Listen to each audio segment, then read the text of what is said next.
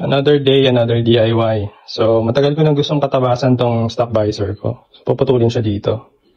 Hindi ko siya mapalitan ng clear kasi may tinatago ako. Ito, double visor siya.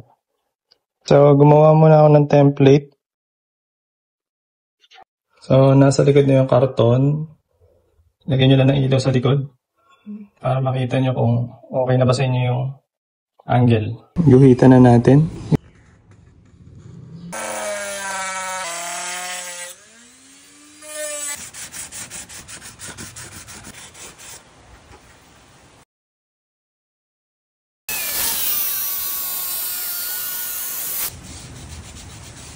Ito na yung finished product.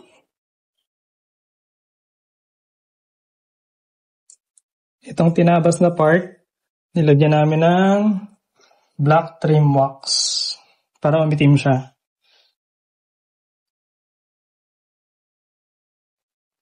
Nakakabit pa rin yung lalagyan ko ng sticker.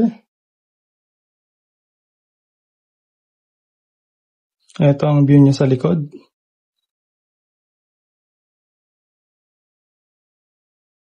Stock visor, tabas, DIY.